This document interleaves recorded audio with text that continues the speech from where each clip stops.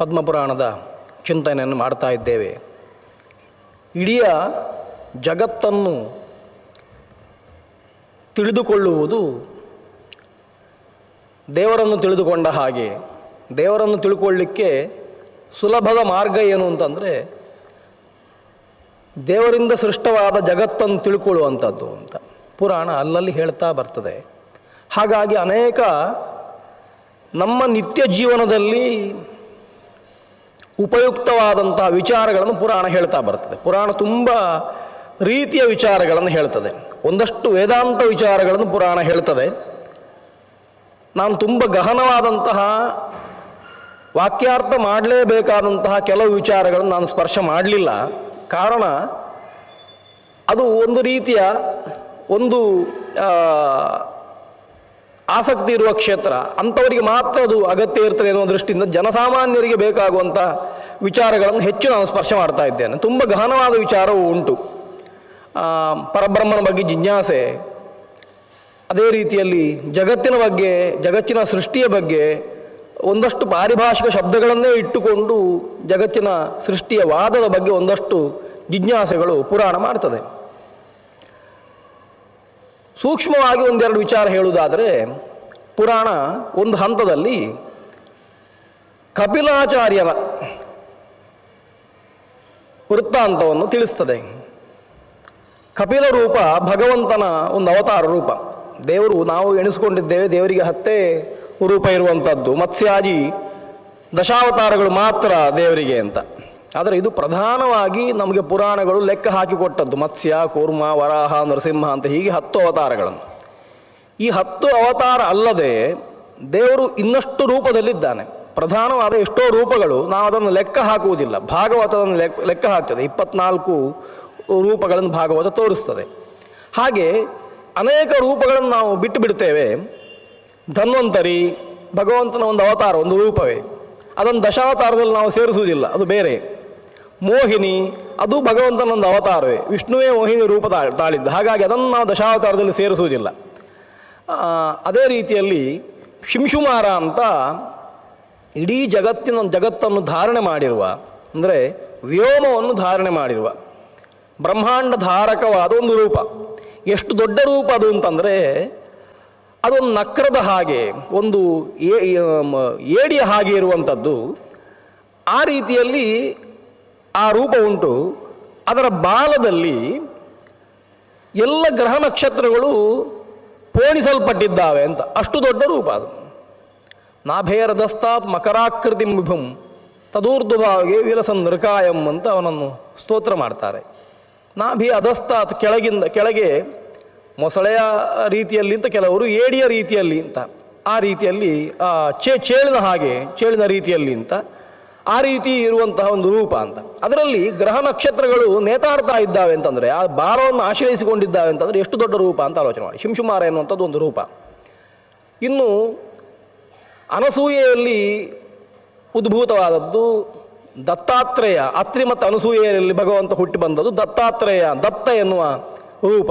ಅತ್ರಿಯ ಮಗನಾದ್ರಿಂದ ಆತ್ರೇಯ ಅಂತ ಕರೆಯುವಂಥದ್ದು ದತ್ತಾತ್ರೇಯ ಎನ್ನುವಂಥ ಒಂದು ರೂಪ ಬೇರೆ. ಅದೇ ರೀತಿ ಕಪಿಲ ಎನ್ನುವ ರೂಪದಲ್ಲಿ ಭಗವಂತ ಬರ್ತಾನೆ. ಋಷಭ ರೂಪದಿಂದ ಬಂದ, ಐತರೇಯ ರೂಪದಿಂದ ಭಗವಂತ ಜ್ಞಾನೋಪದೇಶ ಮಾಡಿದ್ದಾನೆ. ಹೀಗೆ ಅನೇಕ ರೂಪಗಳಿದ್ದಾವೆ ದೇವರು ಬಂದದ್ದು. ಕಪಿಲ ರೂಪದಲ್ಲಿ ದೇವರ ಅವತಾರ ಎತ್ತಿ ಬಂದಿದ್ದಾನೆ ಅಂತ ಭಾಗವತ ತುಂಬ ಅದನ್ನು ಇನ್ನಷ್ಟು ವಿಸ್ತೃತವಾಗಿ ಹೇಳ್ತದೆ. ಕಪಿಲ ಬಂದದ್ದು ಕರ್ದವ ಮತ್ತು ದೇವಹೂತಿಯರ ಮಗನಾಗಿ ಬರ್ತಾನೆ. ಆತ ಉಪದೇಶ ಮಾಡ್ತಾನೆ, ತಾಯಿಗೂ ಉಪದೇಶ ಮಾಡ್ತಾನೆ ಅಂತ. ಅಂಥ ಕಪಿಲ ಅವ ಸಾಂಖ್ಯಶಾಸ್ತ್ರವನ್ನು ನಮಗೆ ನೀಡಿದವ ಅಂತ ಪುರಾಣ ಹೇಳುವಂಥದ್ದು. ಸಾಂಖ್ಯ ಅಂತಂದರೆ ಅದು ಜಗತ್ತನ್ನು ಲೆಕ್ಕ ಮಾಡಲಿಕ್ಕೆ ಹೊರಟಂತಹ ಶಾಸ್ತ್ರ. ಜಗತ್ತನ್ನು ತಿಳ್ಕೊಳ್ಳುವಂಥದ್ದು ಅನೇಕ ಮುಖದಲ್ಲಿ ತಿಳ್ಕೊಳ್ಳಿಕ್ಕೆ ಆಗ್ತದೆ. ಜಗತ್ತಿನಲ್ಲಿರುವ ವಸ್ತುಗಳನ್ನು ನೋಡಿ ತಿಳ್ಕೊಳ್ಳುವಂಥದ್ದು ಒಂದು ರೀತಿ ಆದರೆ, ಜಗತ್ತಿನಲ್ಲಿರುವ ಅಥವಾ ಜಗತ್ತಿನ ಘಟಕಗಳಾದ, ಜಗತ್ತಿನ ಸೃಷ್ಟಿಗೆ ಕಾರಣವಾದಂತಹ ಮೂಲ ವಸ್ತುಗಳನ್ನು ಪಟ್ಟಿ ಮಾಡ್ತಾ ಹೋಗುವಂಥದ್ದು.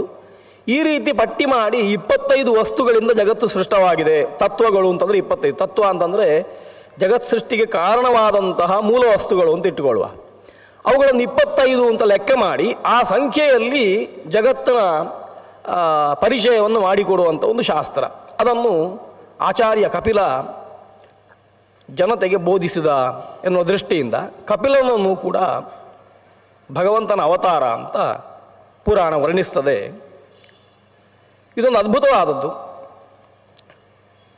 ಒಂದು ರೀತಿಯಲ್ಲಿ ಸಾಂಖ್ಯ ಎನ್ನುವಂಥದ್ದು ಅದು ಅವೈದಿಕವಾದ ಧರ್ಮ ಅಂತ ಒಂದು ವಾದ ಉಂಟು.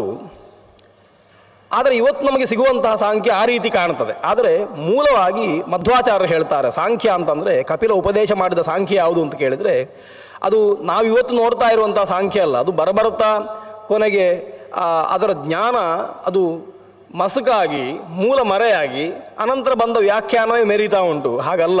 ಸಾಂಖ್ಯ ಅಂತಂದರೆ ದೇವರನ್ನು ತಿಳಿಸಿಕೊಡುವಂಥದ್ದು, ಶುದ್ಧವಾದ ಆತ್ಮತತ್ವಜ್ಞಾನ, ಅದಕ್ಕೆ ಸಾಂಖ್ಯ ಅಂತ ಹೆಸರು. ಹಾಗಾಗಿ ಭಗವಂತ ಉಪದೇಶ ಮಾಡಿದ್ದಾನೆ ಅಂತಂದರೆ ಅವ ಮೋಹಕ್ಕೆ ಕಾರಣವಾದಂಥದ್ದನ್ನು ಉಪದೇಶ ಮಾಡಿದ್ದಾನೆ ಅಂದರೆ ಅರ್ಥ ಇಲ್ಲ. ಅದಕ್ಕೋಸ್ಕರ ಅವ ಆತ್ಮರ ಔನ್ನತ್ಯಕ್ಕೆ ಕಾರಣವಾದಂತಹ ಒಳ್ಳೆಯ ವಿಷಯಗಳನ್ನು ಆತ ನಮಗೆ ಉಪದೇಶ ಮಾಡಿದ್ದಾನೆ. ಆ ಉಪದೇಶವನ್ನು ನಾವು ತಿಳ್ಕೊಳ್ಬೇಕು ಅಂತ. ಹಾಗಾಗಿ ಸಾಂಖ್ಯದಲ್ಲಿ ಕಪಿಲನೇ ಹೇಳಿದ ಸಾಂಖ್ಯದಲ್ಲಿ ಇರುವಂಥದ್ದು ಮೂಲ ಪ್ರಕೃತಿಯಿಂದ ಆರಂಭಿಸಿಕೊಂಡು ಇರುವ ಎಲ್ಲ ತತ್ವಗಳ ಒಂದು ಸಂಖ್ಯಾನ, ಅದನ್ನು ಕೂಡ ಸೂಕ್ಷ್ಮವಾಗಿ ನಮಗೆ ಪದ್ಮಪುರಾಣ ಆ ಕಪಿಲನ ವೃತ್ತ ಅಂತ ಹೇಳುವಾಗ ಅದನ್ನು ಹೇಳ್ತದೆ. ಇಷ್ಟು ತತ್ವಗಳಿಂದ ಜಗತ್ತು ಸೃಷ್ಟಿ ಆಯಿತು ಎನ್ನುವಂಥದ್ದನ್ನು. ಆಮೇಲೆ ಆಚಾರವನ್ನು ಹೇಳ್ತಾ ಬರ್ತದೆ. ಕೊನೆಗೆ ಆಚಾರವನ್ನು ಹೇಳ್ತದೆ. ಆಚಾರವನ್ನು ಹೇಳುವಾಗ ಪುರಾಣ ನಮಗೆ ಒಂದು ಎಚ್ಚರಿಕೆ ಕೊಡ್ತದೆ. ಶೌಚ ಮತ್ತು ಆಚಾರದಿಂದ ಹೀನನಾದರೆ ಮನುಷ್ಯ ಅಲ್ಲ ಅಂತ. ಮನುಷ್ಯ ಹೇಗೆ ಬದುಕಬೇಕು ಅಂತ. ಆಚಾರ ಅಂದರೆ ಏನರ್ಥ? ಮನುಷ್ಯ ಬದುಕುವುದು ಹೇಗೆ ಅಂತ. ಮನುಷ್ಯ ಒಂದು ರೀತಿಯಲ್ಲಿ ಬದುಕಬೇಕು. ಹಾಗೆ ಬದುಕಲಿಕ್ಕೆ ಒಂದು ಮಾರ್ಗವನ್ನು ಹಾಕಿಕೊಟ್ಟಿದ್ದಾರೆ. ಎಷ್ಟೋ ಜನ ಪ್ರಶ್ನೆ ಮಾಡುವುದುಂಟು, ಯಾಕೆ ಧರ್ಮಶಾಸ್ತ್ರದ ನಿಯಮಗಳನ್ನು ನಾವು ಅನುಸರಿಸಬೇಕು, ಅದನ್ನು ಬಿಟ್ಟು ಬದುಕಲಿಕ್ಕೆ ಆಗುವುದಿಲ್ವಾ? ಬದುಕಿದ್ರೆ ಏನು ತೊಂದರೆ ಆಗ್ತದೆ? ಇಡೀ ಜಗತ್ತಿನಲ್ಲಿ ಎಷ್ಟು ಜನ ಇದ್ದಾರೆ? ಎಲ್ಲರೂ ಧರ್ಮಶಾಸ್ತ್ರವನ್ನು ನೋಡಿ ಬದುಕ್ತಾರಾ? ಇಲ್ಲ. ನಮ್ಮ ಭಾರತದಲ್ಲಿ ಇರುವವರು ಅಂತ ಇಟ್ಟುಕೊಂಡ್ರೆ ಭಾರತದಲ್ಲೂ ಕೂಡ ಅದನ್ನು ಅನುಸರಣೆ ಮಾಡುವವರು, ಅನುಸರಣೆ ಮಾಡದವರು ಅಂತ 2 ಜನ ಇದ್ದಾರೆ. ಒಪ್ಪುವವರು, ಒಪ್ಪದವರು ಅಂತ. ಒಪ್ಪುವವರಲ್ಲಿ ಆಚರಿಸುವವರು, ಆಚರಿಸದೇ ಇರುವಂಥವರು ಅಂತಿದ್ದಾರೆ. ಎಷ್ಟೋ 100ರಲ್ಲಿ ಒಬ್ಬರು ಆಚರಿಸುವುದು ಅಷ್ಟೇ ಹೊರತು ಉಳಿದದ್ದು ಸುಮ್ಮನೆ ಪುಸ್ತಕದಲ್ಲಿ ಮಾತ್ರ ಆಯಿತು ಅಂತ. ಹಾಗಾಗಿ ಯಾಕೆ ಆಚರಿಸಬೇಕು? ನಾವು ನಮಗೆ ಬೇಕಾದ ಹಾಗೆ ಬದುಕಿದರೆ ಏನು ತೊಂದರೆ ಅಂತ ಕೇಳಿದರೆ, ಶಾಸ್ತ್ರ ಎನ್ನುವಂಥದ್ದು ಬಂದದ್ದು ಒಬ್ಬನಿಗೋಸ್ಕರ ಅಲ್ಲ, ಸಮಷ್ಟಿಯನ್ನು ಇಟ್ಟುಕೊಂಡು ಶಾಸ್ತ್ರ ಬಂದಿದೆ. ಹಾಗಾಗಿ ಋಷಿಗಳ ಅಭಿಪ್ರಾಯ ಏನು ಅಂತಂದರೆ, ಇಡೀ ಲೋಕ ಒಂದು ನಿಯಮಕ್ಕೆ ಬದ್ಧವಾಗಿ ನಡ್ಕೊಂಡ್ರೆ ಮಾತ್ರ ಎಲ್ಲರಿಗೂ ಹಿತ ಆಗ್ತದೆ. ಆ ನಿಯಮವನ್ನು ಯಾರು ಮೀರ್ತಾನೆ ಅವನಿಗೆ ಶಿಕ್ಷೆ ಕೊಡದೇ ಹೋದರೆ ಲೋಕ ಅದು ತನಗೆ ಖುಷಿ ಬಂದ ಹಾಗೆ ತಾನು ನಡೆಯುವುದು ಅಂತ ಆದ ಕೂಡಲೇ ಅದರಲ್ಲಿ ಯಾವ ನಿಯಮಗಳು ಇಲ್ಲದೆ ಇಡೀ ಲೋಕಕ್ಕೆ ವಿಪ್ಲವ ಉಂಟಾಗ್ತದೆ. ಅಂದರೆ ಎಲ್ಲರೂ ಶಾಸನ ಮಾಡುವವರೇ ಅಂತ ಆದರೆ ಬದುಕುವ ಯಾರು ಅಂತ ಆಗಿಬಿಡ್ತದೆ.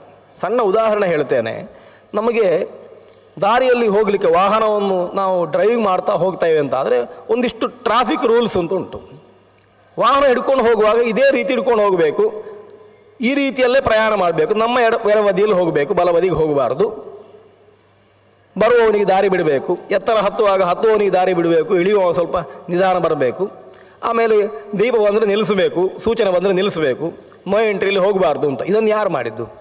ಇದನ್ನು ನಾವೇ ಮಾಡಿದ್ದು. ಯಾರೋ ಋಷಿಗಳು ಬಂದೋ ದೇವರು ಬಂದೋ ಹೀಗೆ ನಿರ್ಣಯ ಮಾಡಲಿಲ್ಲ, ನಾವೇ ಮಾಡಿದ್ದೇವೆ. ನಾವು ಮಾಡಿದ್ದು ನಮಗೆ ಗೊತ್ತಿದ್ದರೂ ಕೂಡ ನಾವು ಅದನ್ನು ಹಾಗೆ ಪಾಲಿಸ್ತೇವೆ. ಯಾರೋ ಪ್ರಶ್ನೆ ಮಾಡ್ತಾರೆ, ಯಾಕೆ ಟ್ರಾಫಿಕ್ ರೂಲ್ಸನ್ನು ಪಾಲನೆ ಮಾಡಬೇಕು? ನನ್ನ ದೇಶ ಅಥವಾ ನಾನು ಟ್ಯಾಕ್ಸ್ ಕಟ್ತೇನೆ, ನಾನು ಹೇಗೆ ಬೇಕಾದರೂ ರಸ್ತೆಯಲ್ಲಿ ಹೋಗ್ಬೋದಲ್ಲ ಅಂತ ಯಾರಾದರೂ ಕೇಳಿದರೆ ಅವನಿಗೆ ಆತ್ಮೀಯವಾಗಿ ನಾವು ಕೊಡುವ ಉತ್ತರ ಏನು ಅಂತಂದರೆ, ನೋಡು, ನೀನು ಟ್ಯಾಕ್ಸ್ ಕಟ್ಟಿದ್ದಿ ಹೌದು, ನಿನ್ನ ದೇಶದ ಪ್ರಜೆ ಹೌದು, ಆದರೆ ನೀನು ನಿಯಮವನ್ನು ಮೀರಿ ಹೋದರೆ ನಿನ್ನ ಹಿಂಬಾಲಕರು ನಿನ್ನನ್ನು ನೋಡಿ ಒಂದು 10 ಜನ ನಿಯಮವನ್ನು ಮೀರ್ತಾರೆ. ಕೆಲವು ಬಾರಿ ನಾವು ಜಗಳ ಮಾಡ್ತೇವೆ ಪೊಲೀಸ್ ಹತ್ರ. ನಾನು ಒಬ್ಬ ಈಚಿಂದ ಹೋದರೆ ಏನಾಗ್ತದೆ ನಿಮಗೆ? ಯಾರೂ ಇಲ್ಲ, ಬೆಳಿಗ್ಗೆ 7 ಗಂಟೆಗೆ ನೋ ಎಂಟ್ರಿಯಲ್ಲಿ ಬರ್ತಾ ಇದ್ದೇನೆ, ನನ್ನನ್ನು ಯಾಕೆ ತಡೀತೀರಿ? ನಾನು ಒಬ್ಬ ಹೋದರೆ ಏನಾಗ್ತದೆ ಅಂತ. ನಿಜವಾಗಿ ವಿದ್ಯಾವಂತನಾದರೆ ಇದೇ ಉತ್ತರ ಕೊಡಬೇಕು. ನೋಡಿ, ಒಬ್ಬರು ಹೋದರೆ, ನಿಯಮ ಮೀರಿ ಹೋದರೆ ಅವರನ್ನು ನೋಡಿಕೊಂಡು 10 ಜನ ನಿಯಮ ಮೀರ್ತಾರೆ. ಅವ್ರು ಮತ್ತೆ ಕಾರಣ ಕೊಡೋದೇ, ನಾನು ಯಾಕೆ ಬಂದಿದ್ದೇನೆ ಅಂತಲ್ಲ, ಅವನನ್ನು ಯಾಕೆ ಬಿಟ್ರಿ, ಹಾಗೆ ನನ್ನನ್ನು ಬಿಡಿ ಅಂತ. ನಾವು ಯಾವತ್ತೂ ಕೂಡ ನಮ್ಮನ್ನು ಸಮರ್ಥನೆ ಮಾಡಿಕೊಳ್ಳುವಾಗ ಇನ್ನೊಬ್ಬರನ್ನು ಉದಾಹರಣೆ ಕೊಡುವಂಥದ್ದು, ನಮ್ಮನ್ನು ಉದಾಹರಣೆ ಕೊಡ್ಕೊಳ್ಳೋದಲ್ಲ, ಇನ್ನೊಬ್ಬರನ್ನು ಕೊಡುವಂಥದ್ದು.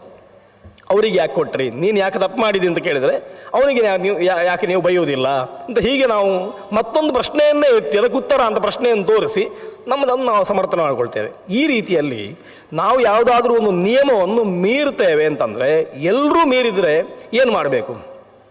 ಎಲ್ಲರೂ ಕೂಡ ರಾಂಗ್ ಸೈಡಲ್ಲೇ ಬಂದರು ಅಂತ ಎಣಿಸ್ಕೊಳ್ಳುವ. ಆಗ ಏನಾಗಬೇಕು ಅಂತಂದರೆ ಪರಸ್ಪರ ಒಬ್ಬರಿಗೊಬ್ಬರು ಹೊಡ್ಕೊಂಡು ಒಂದಷ್ಟು ಜನ ಪ್ರಾಣ ಕಳ್ಕೊಳ್ಬೇಕಾಗ್ತದೆ.